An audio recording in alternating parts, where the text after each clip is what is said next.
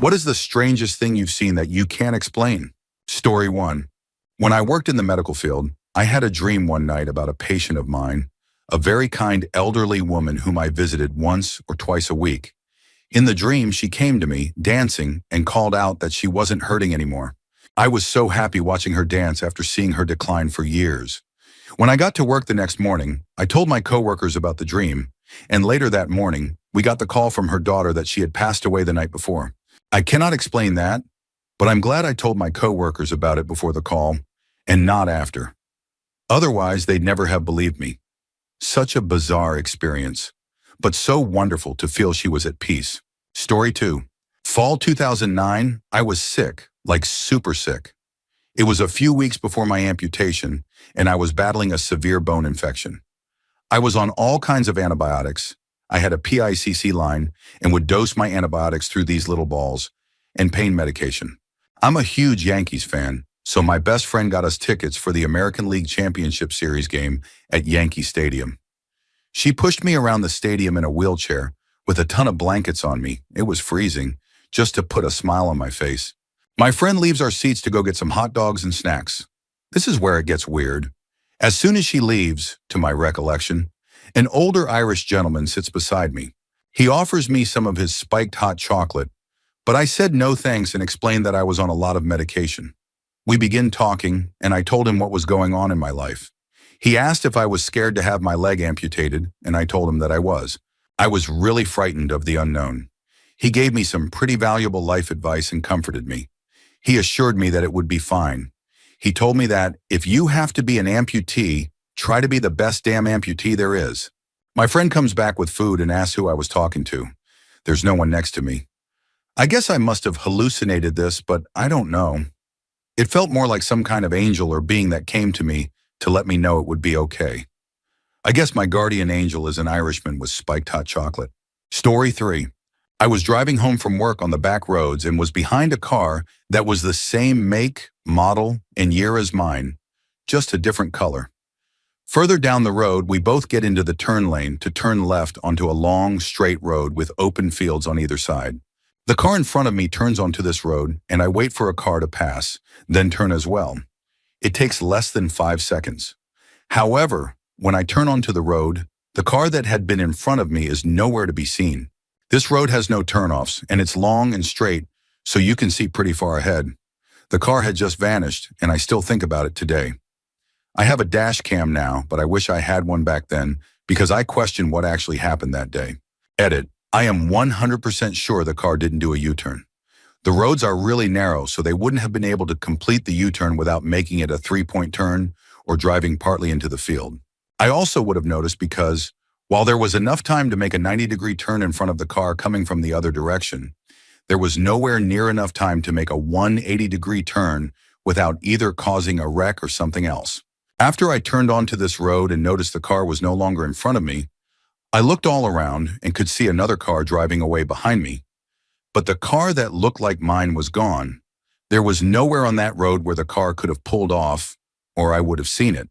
It was still very light outside, around 6:30 in June, and the road was surrounded by cotton fields which don't grow high enough to cover a car. I have gone through every possible explanation, and there just isn't a logical one. Story 4. I was having a sleepover at home with a friend from school. We were watching a film when suddenly the weirdest thought came to me. Her dog had just passed. Obviously, I couldn't just blurt that out. So in the middle of the film, I weirdly asked, "Hey, by the way, how is your dog?" She was quite surprised, obviously. I had never met her dog, and she didn't talk much about it. She had only mentioned she had one. She answered that he was aging but doing well. We moved on, but I couldn't shake a weird feeling. Anyway, she went home the next day and called me after a while. She asked, "Why did you ask about my dog yesterday? How did you know? He passed away last night, round the same time you asked about him." I was both shocked and unsurprised at the same time. I don't have an explanation. It seems like a weird coincidence since her dog was not something I usually thought about. It never happened to me again.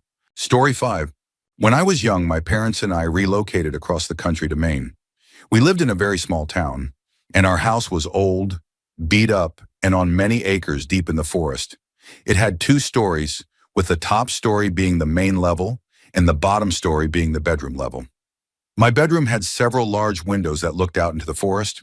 I don't remember having curtains or blinds, but I'm sure I must have, because my mother never forgot details like that when decorating my bedrooms as a child. I must have left them open one night. I remember waking up in darkness with a faint glowing orb of light hovering just outside my window.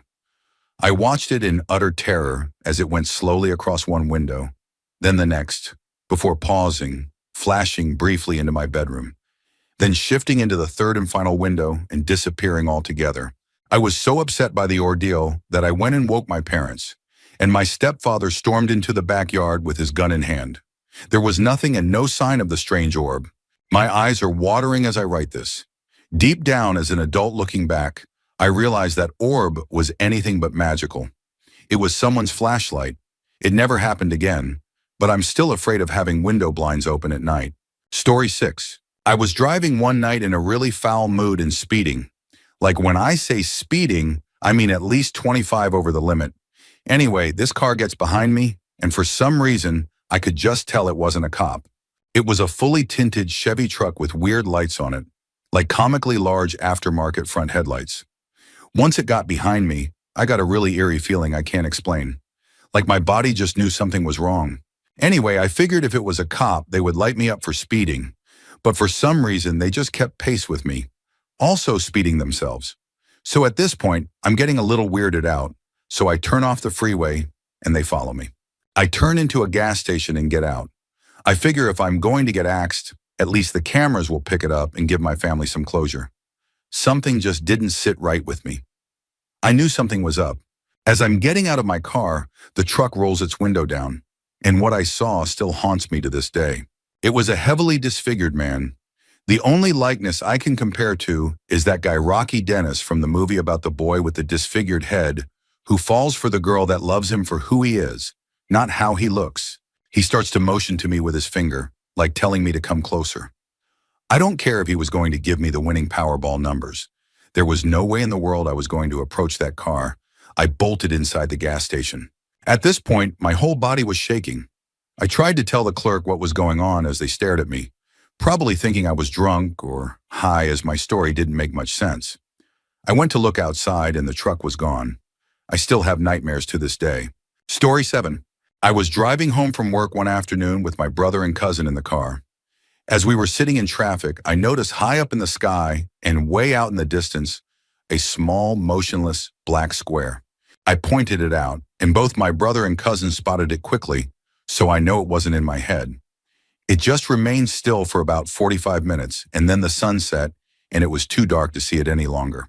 It stayed in the exact same spot the whole time, and while it was really far away, you could still tell it was a perfect square shape.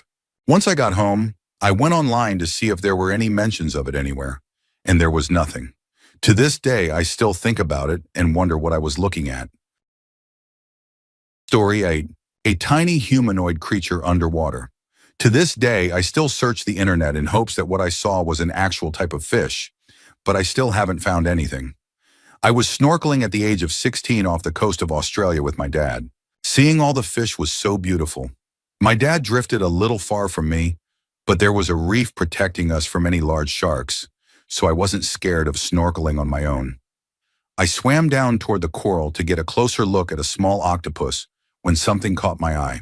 A human face with an eerie smile and big eyes. It was sort of standing, casually leaning against the coral with a body about 4 inches tall and a head no bigger than a grape. It resembled a naked human male, but had gills by its neck and webbed feet, smooth all over like a Ken doll. I stared at him. He stared at me. I stared back and tried to rationalize what I was seeing.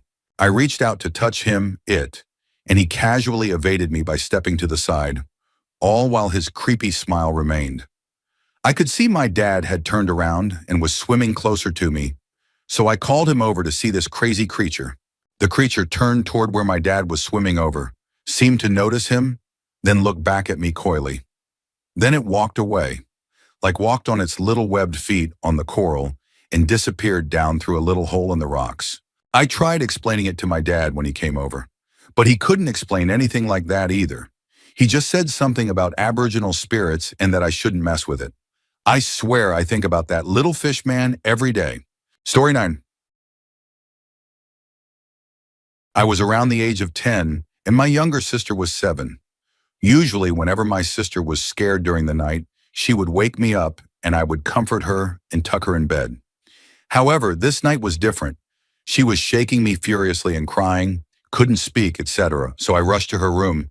After a few minutes, she could finally tell me that she could hear faint footsteps up and down the small hallway outside our rooms. Our rooms are opposite from each other in the hallway. So we tried to be quiet and listen for the footsteps and couldn't hear anything. I thought she must be imagining things. Then, after we calmed down, we started hearing the footsteps, and they were actually so clear it sounded like someone was right outside the room. We both feared that someone broke into the house and was wandering around. So, funnily enough, I grabbed a pillow to protect myself and my sister in case the intruder came inside. At this stage, both my sister and I were crying, and nothing was happening. After 2 minutes of hearing footsteps, I gained the courage to scream, "Help!" and ran down to my parents' room at the other end of the house. I woke them up and let them know what happened. Dad checked the entire house plus the backyard. Nothing. He then went back to sleep. Relieved, I decided to lay in my sister's bed with her so she would be less shaken up from the situation. Around 15 minutes later, wide awake, a very, very loud screech happened in the kitchen for about 2 seconds, like something dragging on our floor tiles. Immediately, we both jumped up and screamed and cried. It was so loud my parents even woke up to see what it was. We left our room before my parents and saw our wooden kitchen chair somehow dragged on the tiles about 5 meters away from the kitchen table. We were all shocked and could not explain what happened. We thought it might have something to do with the footsteps. This is hands down the scariest thing I have ever gone through. Story 10. Not so much something I saw, in hindsight, thank goodness, but rather something I heard that I can't explain. I was staying at my dad's place for the weekend when I was about 16, and he lived out of town in rural Australia, the kind of place you don't lock doors, etc. The house was pretty long, with my dad's room at the front of the house in a loft-style second floor, and my room was literally down the other end of the house, I would say about 20 meters away, down the end of a hallway with a few other rooms and a bathroom along the way.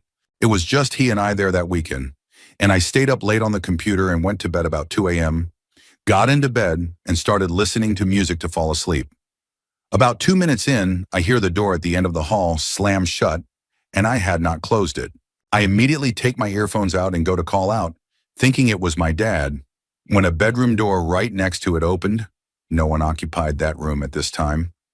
And I immediately got that shaky, shivering feeling all through my body, knowing something wasn't right and assuming someone had broken in. After about 30 seconds or so of silence, I hear a loud thud on the wooden hallway floor, like a stomp. After about 5 seconds, it happens again, and again, and again. It was in a rhythm. About halfway down the hall to my bedroom, there was a little bit off the side where the bathroom was, which had an old wooden sliding door that was extremely loud to open and close. After about 30 seconds of the stomping in the hall stopping, at this point I was nearly throwing up from fear, the bathroom door was reefed open with all the strength you could imagine, like how you'd picture someone doing it in a complete and utter rage. I sat there completely paralyzed thinking, my room is the next stop. I sat, waited, and nothing. I literally sat up in my bed until the sun came up, at which point I ran up to my dad's room to explain what had happened. We went through the house. Nothing out of place. All the doors shut, which he had actually locked, all but one. My dad said he did not come down, and he's never been known to sleepwalk or anything in his life. I have never been able to come up with a rational explanation of what happened that night. I'm not someone who is much of a believer in ghosts or anything, but that night I just had a feeling that whatever was out there wasn't exactly human. I still don't know who or what that could have been, or why I didn't hear anything after the bathroom door being ripped open. Still get chills telling people that story, and even writing it out now. I feel so uneasy. Story 11. I'll preface this by saying I don't really believe in the paranormal or superstitions, although I find these topics super interesting. But something really weird happened one night after leaving a movie theater with a friend that I've never been able to rationalize. We had just watched a horror movie as well, so we were definitely in that spooky mood. During our drive home out of the city, I lived in the country, we counted 3 cars pulled over in different areas on the road. As we got onto the highway, we counted about 8 more in various locations, all a decent distance apart, so it's not like they were yielding to an ambulance or anything like that. We got about halfway to my house and ended up counting a total of 12 cars before my friend freaked out and begged me to take a back road. He was convinced it was a sign that we might get in a collision or some kind of road accident. We were silent the rest of the ride home. I brought it up to him once or twice since then, and he gets really defensive and shuts it down immediately. It really bothered him. It's definitely weird and I can't explain it, but it makes for an interesting story. Story 12. I was taking a trip with my then girlfriend and we had to cross the Hudson River to get to where we were going. There are only a handful of bridges across, and I know them all from having grown up in the area. On that particular trip, we were supposed to take the Bear Mountain Bridge, but I got off the wrong exit and passed it. We decided it wasn't a big deal. The next bridge, the Newburgh Beacon, was actually closer to where we were going. It would just bring us a little bit past our destination, but not enough to really matter. So we kept on driving, not really paying specific attention to where we were, since it was probably 20 to 30 minutes until we got there. Well, we never crossed the Newburgh Beacon that day. We also never crossed the Bear Mountain. And we certainly didn't drive an extra half an hour to the mid-Hudson or turn around and go back to the tap. When we did take a minute to check where we were and how close the bridge was, we found we were already on the other side of the river. No bridge, we were just already there. So either there's a secret tunnel somewhere under the river, we had our memories erased, or we found some kind of spatial rift somewhere in the Hudson Valley. Story 13. I was an RA when I was in college. All the RAs would come back a week before the winter semester started for training, which meant no students were back in the dorms. We were the only ones in the building. One night, I heard the door to my shared bathroom open. The sound of the doorknob turning woke me up, so I kind of groggily said my suite mate's name. She would sometimes come through the bathroom to talk or ask me for advice. Then I realized my suite mate was on an extended holiday in Italy, so no one should have been in our suite at all. I immediately shot up and looked toward the bathroom door. It was almost pitch black in my room, but next to the bathroom door, I could see the perfect outline of a human face wearing a flat-brimmed hat.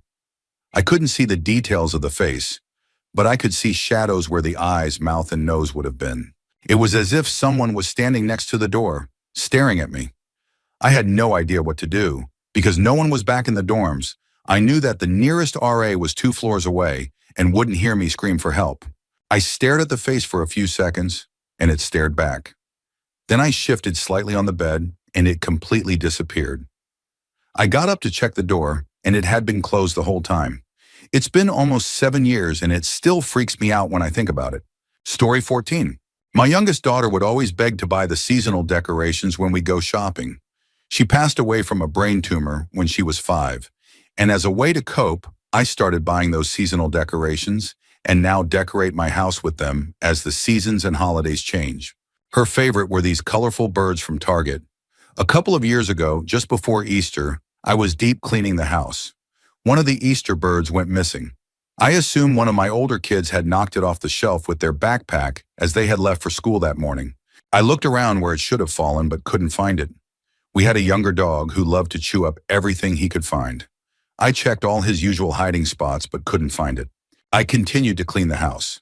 Vacuum, dust, full top to bottom cleaning of the common areas of the house since I was home alone for the day. Finally, I'm done and still haven't found that bird. I found a lot of missing socks, Legos, and other stuff.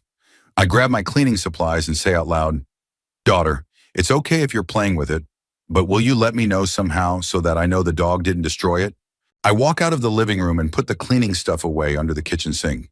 I come back into the living room, and there that bird is. It is standing on its feet in the center of the living room floor. These birds have pipe cleaner-like feet, so they were difficult to get to stand right, and it is standing on its feet. I got a chill. I picked it up and looked it over. There weren't any teeth marks or slobber, so it hadn't been in the dog's mouth. I just said, "Thanks, daughter. You're welcome to play with it whenever you want," and put it back on the shelf. I have no way to explain it other than the paranormal. Story 15. When I was younger, I used to have this troubled friend. He had a brand new BMW. We used to be bad boys and buy alcohol with fake IDs. We were only 16, but we had a lot of fun just doing nothing. Smoking weed, drinking, dating girls, doing whippets. Think the movie mid-90s almost to a T. Well, one time we got detained by the police. We were just in the wrong area at the wrong time. I was very respectful to the police, and my friend was not so much. The female officer pulled me to the side and said, "Look, kid, you seem like a respectful young man. Why are you hanging out with this kid? He's bad news. I really think the next time you want to hang out with him, think twice." So, the following Friday, he said he was going to pick me up and we were going to grab some booze and hang out with these girls. I told him, unfortunately, I can't tonight. I have to stay in. That night, he was in a high-speed chase and lost control of his vehicle. His car went straight into an apartment building and he died instantly.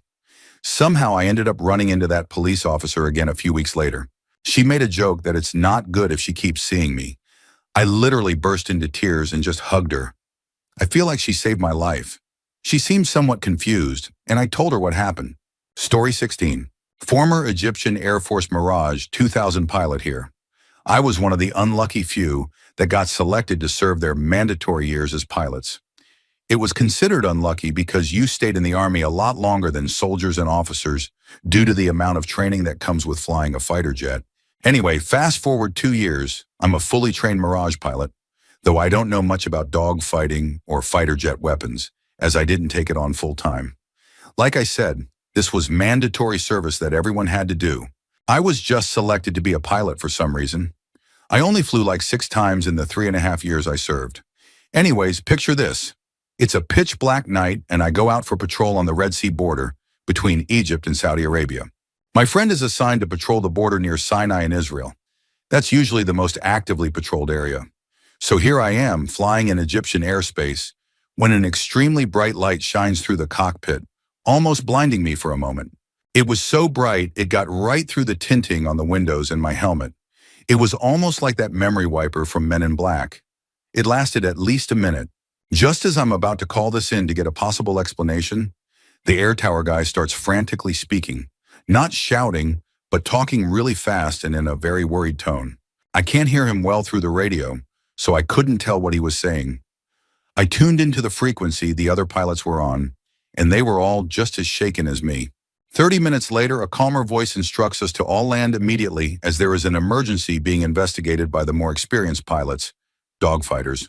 So we land 2 at a time. I steer my plane into the hangar and get out. Everyone has this frightened look on their face, eyes wide open, mouth shut, and sort of lost. Like you talk to them and they're like, "Sorry, what were you saying again?" So I go straight to the base commander, hoping for an explanation that puts my mind at ease. When I get there, I find that he's in his office on the phone shouting about unidentifiable aircrafts infiltrating Egyptian airspace. And that's when I really got scared. I finished my mandatory service years ago, and I'm currently studying law in Washington, but that night I constantly think about. Story 17. Scene might be a strong term, but in my first apartment I experienced sleep paralysis nearly every night. It was terrifying, and I remember that everything would suddenly get really dark around me, and I couldn't move or speak. It felt like I was suffocating, and I would fight it, all internally, until it would abruptly ease up. I started sleeping with a light on, as it seemed less likely to happen when I did. I moved out and tried to not think too much about it, as it gave me an icky feeling. I never told my family about this as I felt they would think I was crazy. There's some mental illness in the family. Years later, as I was talking to an older relative, she casually mentioned that my sister-in-law used to live there in the exact same apartment shortly before marrying my brother, but that she'd moved out pretty quickly. I remembered that it was a fairly nice apartment and asked why. My sister-in-law had felt like she was being awakened by something and kept finding her stuff moved. About 8 years later, the relative that owned the apartment asked me to retrieve something from it. It had been vacant for years and was being used for storage. I took my daughter with me, and my normally extremely talkative child was very quiet the whole time. We got in and out of there fairly quickly. That night, as we were talking, I mentioned to her that it had been my first apartment. She asked if I'd been scared, and then blurted out that she'd seen something large and black on the ceiling that seemed to be sucking all the light out of the surrounding area. I'm usually skeptical about the paranormal and believe that most incidents can be shrugged off. But there's something about that vacant, decaying apartment that still terrifies me. Story 18. I was suffering with a brief depression a few years back. It was a really hard time in my life. My family was getting ready to go to a barbecue. I was brushing my teeth and, randomly, out of my peripheral vision, I saw the torso and arm of a man in a blue and green flannel. I didn't see a face or anything, but I'm fairly certain he put his hand on my left forearm. I looked up, and there was nothing there. This really creeped me out, and my mother, who is an extremely devout Catholic, gave me a rosary to see if it would help. I brought the rosary with me when we left, and in the car I started to feel an unnatural tiredness. I went into a weird daydream-like state, followed by dark thoughts that really bothered me. Then suddenly afterwards I had this bizarre feeling of sheer peace and clear-mindedness. I felt as if I could die that second, and I was happy and content with my life ending at that point. I wasn't suicidal, and I didn't want to die, but I felt as if even if I died in that moment, things would be okay. After this event, my mental health got better, and I feel more put together as a person. I don't know what happened. I'm not sure if what I saw was supernatural or just a figment of my imagination, or even if I really saw anything at all. Nothing like that has happened since, and I've been in a way better mental state. Story 19. I had moved to Venice Beach, California about 8 years ago, and it was the first time I had moved away from my home and family in Pennsylvania. After 4 months, I hit a rough patch and had to sell my car to get back home. One night, while trying to fall asleep, I had a mild anxiety attack from overthinking my current situation at the time. Both of my roommates had left a few days prior, so I had the apartment to myself for the last few days. During my mild anxiety attack, I was talking to my grandma, who had recently passed away, to ask for some help. Note, I have never been spiritual and I identify as agnostic. A little while later, early morning, around 2 a.m., I noticed a flickering coming from my roommate's room. I opened the door to find a freshly lit candle. I did not light that candle. As a child, my grandma would always take me with her to church, and my favorite part was getting to light a candle to say a prayer. Story 20. Doing some door-to-door work, I knocked on a house I'd only driven past in a city on the other side of the world from where I grew up. As I looked around the deck I was standing on, I noticed a particular window had a view through another window. I distinctly remembered all the details of what was outside the second window, even though I had never before seen it in my life. As the door opened, the lady standing at it gave a bewildered face that I must have mirrored. The first thing she said was, "I know you. I promise, there is no way our paths had previously crossed." As we got to talking, I was sharing a personal story, of which she finished the last details for me. I was stunned, and she said, "I'm sure you've told me that before." I was tripping out and ended up coming back to the house a few times to just chat and see where or if anyone we both knew had crossed paths. To this day, I still can't explain it. Story 21. I was a sophomore in college. I walked into my math class like any other day and sat in my usual spot, about 4 seats in on the third row. Even though we didn't have assigned seats, there was always a girl sitting 2 seats to the left of me, an empty seat between us, and her male friend to her left. They seemed to just be good friends, always laughing, never any reason to give me concern. This day in particular, I sat down, got my spiral and pencil out, and just quietly sat there looking forward and thinking about what I was going to do after class. Suddenly, I got this eerie feeling. I looked up to my left and my heart practically stopped. The girl was staring straight at me, blank face, and her eyes were shining like a bright, piercing electric blue. Shining like lasers. Nothing at all natural. I can't explain it accurately. I was basically paralyzed and couldn't move or say anything. I eventually blinked and looked forward, then looked back, and the girl's head was turned back to her friend as he was talking again. About 2 years later, I was with friends and we were driving to a restaurant. Traffic was building up since it was rush hour, and we were stopped in the right lane. I was in the back seat and happened to look up diagonally to the left and through the windshield. I looked into the car sitting in the lane next to us. Its back bumper was parallel to our front bumper, so I could see the driver easily. He was turned almost completely around and looking back at me, staring intensely. Even from that distance, I could see his eyes were that piercing, bright, laser-like blue, and I froze again. Just like the last incident, I was eventually able to blink, look away, and then immediately look back. The man was turned forward, the light turned green, and we all started moving forward. It's been about 15 years, and I haven't experienced anything like that again, but it messed with my mind for a while. Story 22. When I was a child, had to be about 6 to 7 years old, I woke up in the middle of the night and for some reason started fiddling with the blind to the window that was right above my bed. I did the thing where the blind shoots up to the top of the window accidentally. I saw what I now know to be a jinn, found video evidence of it on YouTube. I'd look it up to link it, but I can't see it again, sorry. Pure black, with white human eyes. I screamed and it screamed back, without making a single sound. I fell backwards off my bed. At this point, my dad came running into the room. "There's a black man outside my window." Dad ran outside with his pistol to find nothing. The next day, he installed tinted windows in my room, the kind where you can see out but not in. We were poor growing up, but the intensity of my reaction convinced him that it all really happened, and he took action. Years later, as an adult, I discussed this with Dad. It was then I realized my description had led him to believe an African-American man was trying to peep in or break in through my window. You know your window was up pretty high, right? Someone would have to be 8 feet tall to look into that window without a ladder. It was then I described to him for the first time what I actually saw. He couldn't believe it. To this day, all windows are entirely covered at nighttime. I do not allow for open windows or blinds past sunlight hours. I always took solace throughout my life thinking, it was just as scared of me as I was of it. So monsters are real, but they feel fear. I can live with that. I described this event to a coworker about a year ago. When describing the "it screamed back at me" part, she replied, "Oh my God, like it was mocking you?" I haven't recovered from this. It was mocking me. It didn't scream until a second after I did. It was making fun of how scared I was. I have nothing further to add. Story 23. I didn't see anything, but I heard strange sounds when I went camping with my dad when I was 12 years old, back in 2007. We were sitting around the campfire at night when, out of nowhere, we heard this loud sound. My dad and I couldn't tell what it was.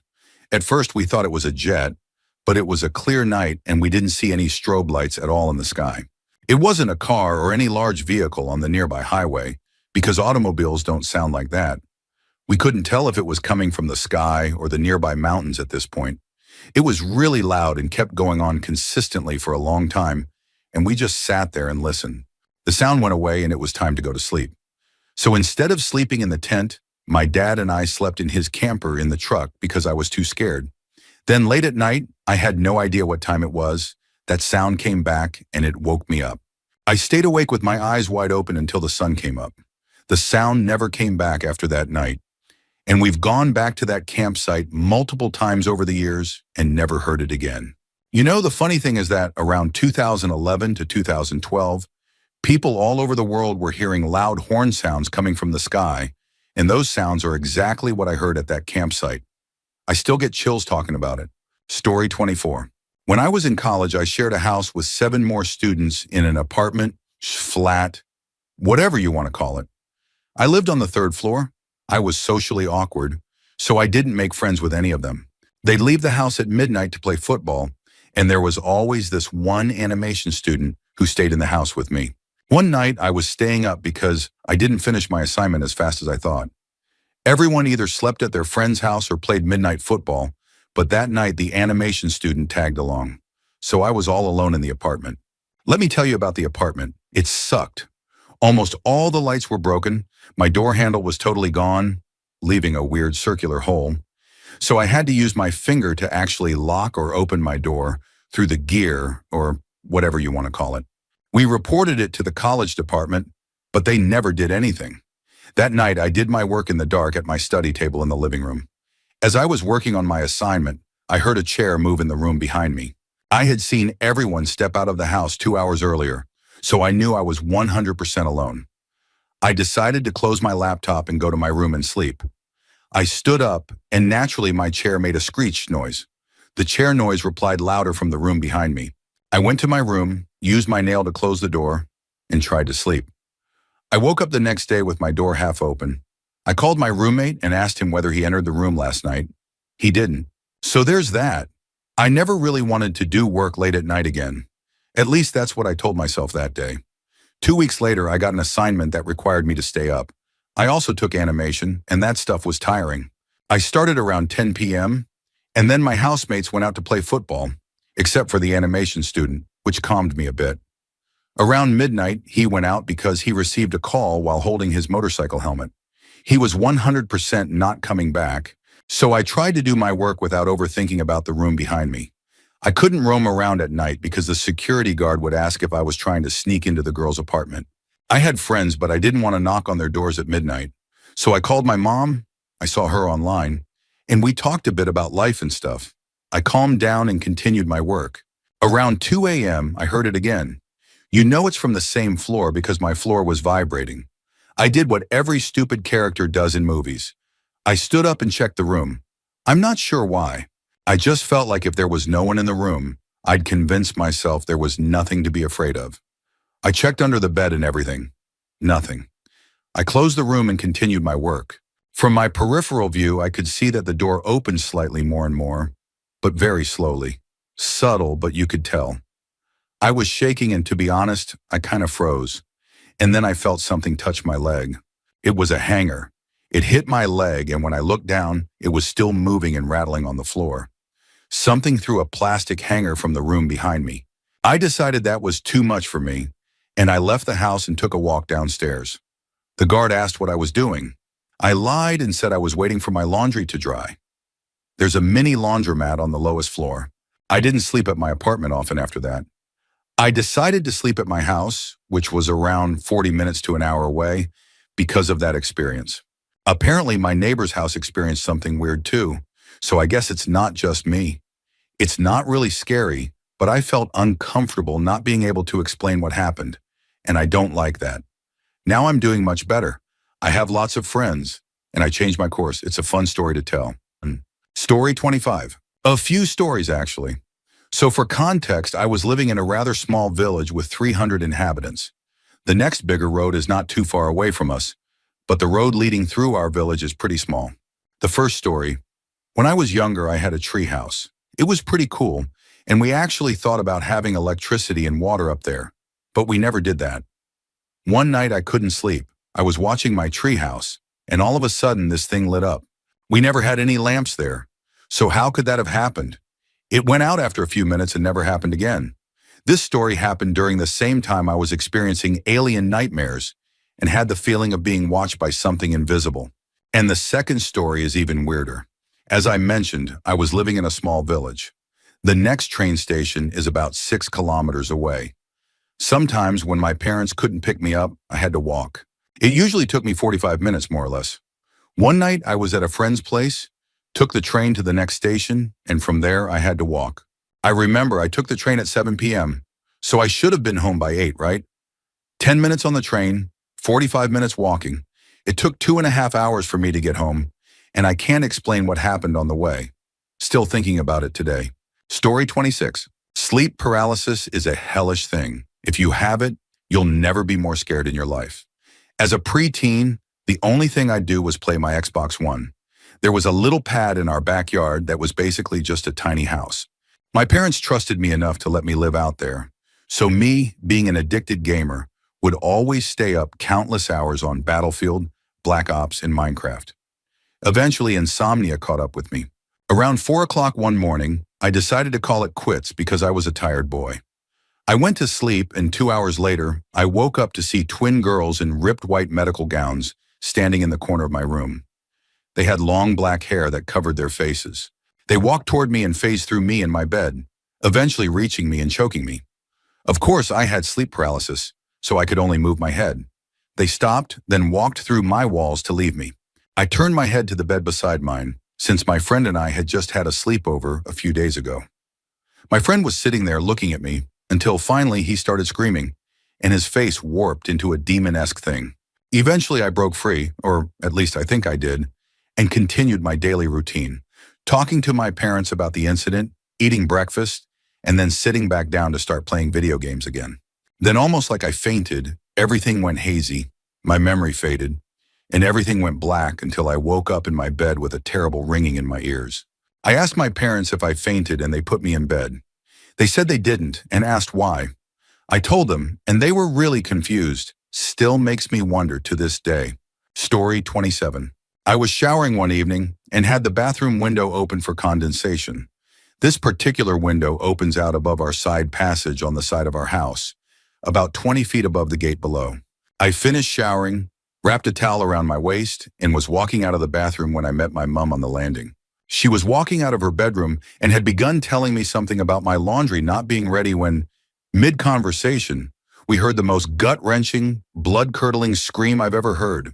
The scream entered through the bathroom window, echoing throughout the house, and in an instant, I was filled with fright and adrenaline. The only thing I could picture when hearing that scream was that a woman was being pinned down and attacked in our alleyway. I bolted downstairs into the kitchen and must have covered about 20 stair steps in 3 strides as my towel trailed behind me. By the time I got to our back door, I was stark naked, fighting with each lock on the door.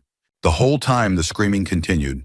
It wasn't just one shriek, and it seemed to escalate to greater levels of anguish with each passing second. I was panicked, but ready to fight. All I could think was someone was being attacked in my passage, and I had to save them.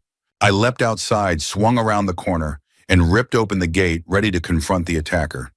The side passage was pitch black, and as my eyes were still adjusting, trying to make sense of anything that was there, the screaming stopped and all was still.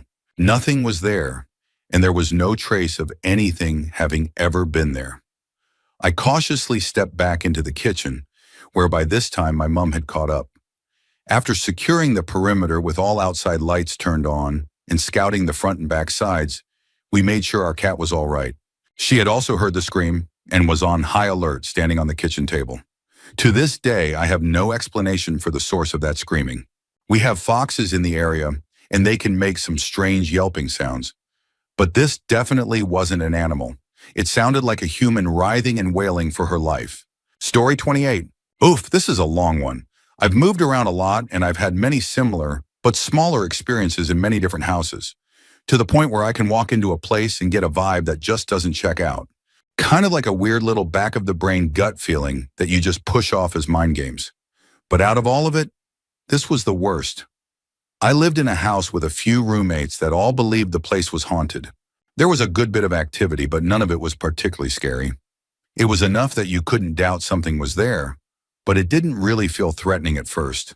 Just kind of spooky. I had the basement room and would always hear clear footsteps above me when no one else was home. The front door would open and close like one of the guys was coming home for the night. I'd walk upstairs to say hello, and no one would be there.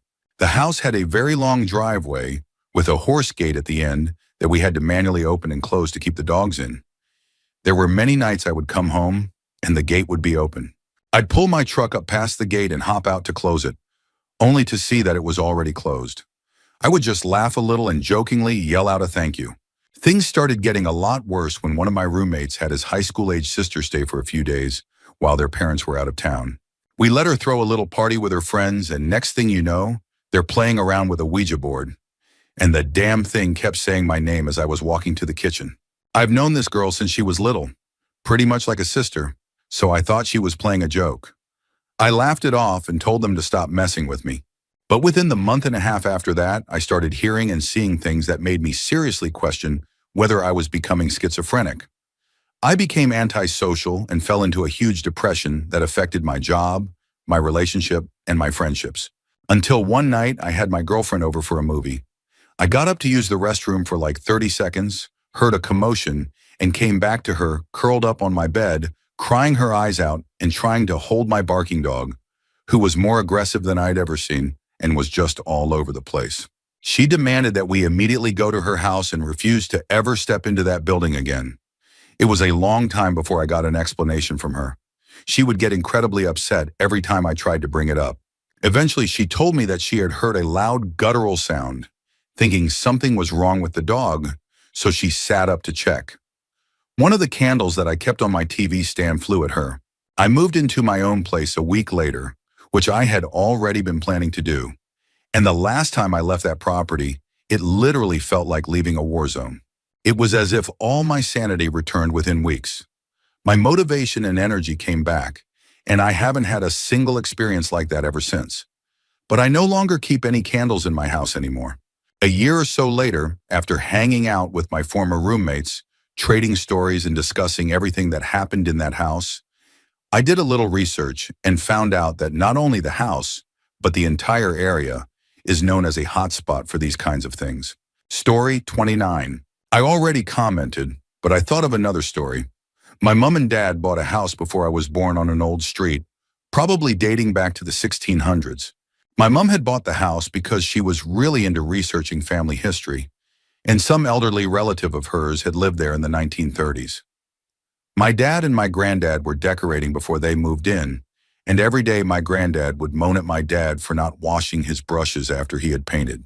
One day my granddad went alone to paint, and when my parents returned later that night, he had left but hadn't washed any of the brushes, which was super weird for him. My mom rang him, and he came up with an excuse that he just forgot about it. Years later, when they finally moved out of the house, he explained why he had left them. He had been painting the hallway where the stairs were, and suddenly felt some kind of cold presence. When he turned around, he saw an old lady walking down the stairs slowly and recognized her as the distant family member who had lived there years before. Naturally, he panicked and ran out, leaving all his equipment behind, but didn't dare tell my parents what happened until after they left. Story 30. When I was young, my little brother and I would explore the woods and abandoned areas of the English countryside.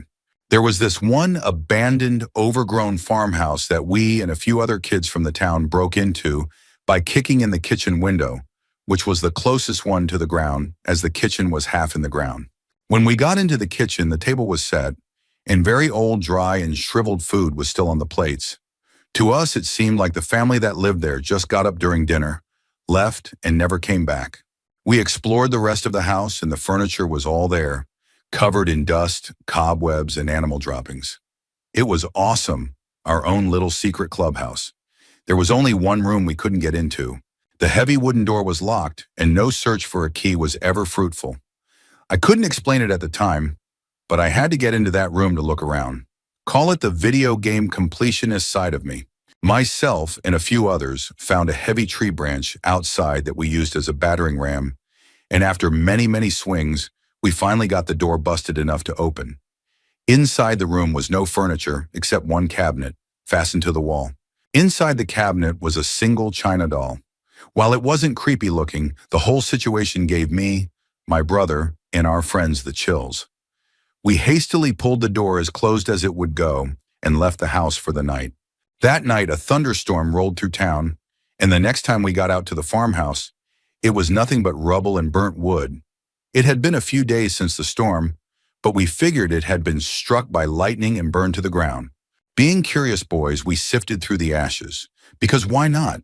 That is, until I uncovered that cabinet in near-perfect condition, with very little burn marks on it and the doll inside, perfectly intact, just staring at the sky. It freaked me to my core, and I've never run away from anything faster in my life. I never went back, and by the next year, my dad had been posted elsewhere in the country, and we moved. But I've never shaken the feeling that the lightning didn't start the fire, nor did the family just leave. Story 31. I work in film and TV production. For an ad shoot, we rented a DV camera from a local vendor. It wasn't going to be our main camera, but just a backup for second unit or for continuity. Now, these cameras are usually in constant use, so when you get one, it might still have footage from the previous shoot on its tape or memory chip. You just delete it and tape over it. The camera operator who was supposed to use it called me over to show me the footage from the previous shoot. For some reason, he didn't want others to see it and was being quite furtive about it. He showed me what looked like footage from a PR event, where a popular actor was giving an interview and talking about some product launch. In the middle, she seemed to get more and more agitated, lost her train of thought, and then snapped at the cameraman. It was the kind of clip you'd expect to go viral. Celebrity losing their cool. I laughed it off, but the camera guy was still very nervous about it. Then I realized why. This actor had died by suicide just a week ago. Honestly, the tape could have been shot the day, or very close to the day, it happened. Once I saw the footage with that context, it suddenly felt very disturbing, like I was watching a real moment of unraveling. I deleted the footage and double-checked that it was gone from the camera. A few weeks later, on another shoot, we hired another camera. The same camera operator came over and showed me footage on it. It was the exact same one. The actor getting agitated, losing her temper, snapping. The camera was different. I'm pretty sure even the vendor was different, but it had the exact same footage. I'm still not sure how that happened. Story 32. When I was in my 20s, I was spending the night at a friend's house. She worked the night shift usually, so by the time I was getting super tired, she was still wide awake. She decided to stay in the living room and watch some movies, and I went to her bedroom to sleep. After I'd been asleep for a bit, I woke up to see her coming into the room. It was dark, but I recognized her by the long hippie skirt she loved to wear. I figured she was getting her contact solution or something, but she just sat down on the bed with me and stared out the window. I asked her what she was doing, but she didn't answer. Normally, if I get woken up in the night, I'm up for hours, but right after asking her, I got so sleepy and went back to sleep. The next morning, I had completely forgotten about it until she asked me what I had come into the living room for last night. Apparently, she had fallen asleep watching her movie, but was woken up by me coming into the living room and sitting on the couch beside the window. She asked me what I was doing, but I didn't answer. I just stared out the window silently until she fell back asleep. When I told her she was the one who came into my bedroom, we both got super creeped out. She told me the figure who came into the living room had on a long, flowing skirt, just like the one I had seen. She had just assumed it was me, and I had borrowed one of her skirts since I was the only other person in the house. She lived in not the greatest part of town, which is why I was staying with her in the first place. Her roommate was away, and she didn't want to be alone all night. She's also very religious, so she believes that we were in danger that night and that they were angels sent to guard us. Story 33. I used to work across from a really old Grand Theater. It still operates to this day, but once had a fire that killed some people. Now I work very late sometimes and was the only person left on my floor. I have a perfect view of the theater, but I'm never spooked because I don't believe in the paranormal. But one night, when working alone, I could swear I heard some muffled singing from the ladies' toilet. Muffled enough to make you question if it's really there or just background noise that sounds like it. Being the only person there, I decided to check, as I was 100% sure I was alone in the office. Probably the entire building. Nobody. Then came the faint smell of burning, not like toast or coals or cigarettes, but of timber burning, which is quite distinct. It dissipated, and I thought it was just my imagination, because neither smell was present near the kitchen area. I resumed working, only to notice that the foyer light had now gone dim. Not out, but dim. It's a standard on-off switch, no dimmer. At that point, I decided work could wait until tomorrow. I closed up and left. It never happened again after that, but sometimes I still wonder. Story 34. My husband and I were asleep one night, and I woke up from a crazy nightmare and decided to use the restroom. As I walked around the bed, I noticed he was wide awake. It startled me since it's not uncommon for me to wake up and use the restroom, but in all our years together, I've never seen him awake during those hours. He works a lot and usually sleeps through the night. We both asked each other if everything was all right and eventually went back to bed. The next morning we were chatting and I mentioned our 3 a.m. meeting. He told me he was having a nightmare about our oldest child and how they were in an elevator together when she suddenly ran out and got lost. He was frantically searching everywhere and walked into a room with many children whose hands were bound, including our child. Then he woke up in a panic before he could save her. I sat across from him with my mouth wide open in absolute shock. I had dreamt that I was with the same child on an escalator and she suddenly got lost. When I found her, she was at the bottom of the escalator with her hair entangled in the stairs, quickly being pulled into the mechanism, about to be shredded. I reached out to pull her out, but as my hand was outstretched, I woke up in sheer terror. We basically had the same terrifying dream about our shared child being lost, then found, and woke up right before we could save her, at the exact same time in real life. Story 35. In high school, there was a smoky, greasy spoon diner my friends and I used to go to at night to drink coffee. It was one of the only places in town where teenagers could hang out without being made to order full meals. We went there enough, almost every day, that we got to know the waitresses by name and made small talk with them. One night we went in and there was a new waitress, so we started asking her about herself. She said her husband was a truck driver and they moved around a lot. We said that made sense since he was a trucker, and she replied, "No, We move around a lot because the longer I live in a place, the more I know about people, because I'm psychic. Eventually, we have to move. She left the table, and we started laughing and making fun of how crazy that sounded and how that was on brand for this diner. Maybe 20 minutes later, she came back, sat down at our booth, grabbed my friend's hands and told my friend her whole life story. Not vague stuff, but incredibly detailed pieces of her life, like, you were sexually abused by an adult family member when you were 3 in the bathroom during another family member's birthday party. Your family knows about it and believes you, but thinks you should just get over it. Every single thing she said was accurate, and she talked for maybe 5 minutes without my friend responding or doing anything except turning pale. We saw the waitress maybe once or twice more, and then she didn't work there anymore. To this day, I still tell people that I don't believe in psychics, but that I met one once. Story 36. This happened when I was 16 or 17. I never met my paternal grandmother. She died 2 years before I was born, and my father never really talked about her because feelings weren't considered manly. And I had never even seen a picture of her because all our photos were in a storage unit in a different city. I had a dream one night that I was suddenly walking around a nice little house and came into what looked like the living room. To my left was a set of 2 chairs with bright green roses printed on cream fabric. In one of them sat my grandmother. I don't know how I knew she was my grandmother, but I just kinda did. She didn't acknowledge me at all. Across from her was an old box television playing a program with a man singing for a live audience. When the man finished singing and the audience started to clap, she clapped along with them. And then my dream ended. The next morning I went out to the living room to see my dad, and I told him I had a weird dream about Grandma. He kinda scoffed, but when I mentioned the chairs, his eyes went wide. He immediately got up from his chair, fetched a small tin box from a cabinet in our entertainment center that I had never seen before, and started pulling out tons of old photos until he found a picture of my elderly grandfather in the very chair I described. He said my grandparents had had those chairs since their wedding, and he got rid of them when I was an infant. I then told him the rest of the dream, and when I mentioned the clapping, my dad said, "That's exactly what she used to do.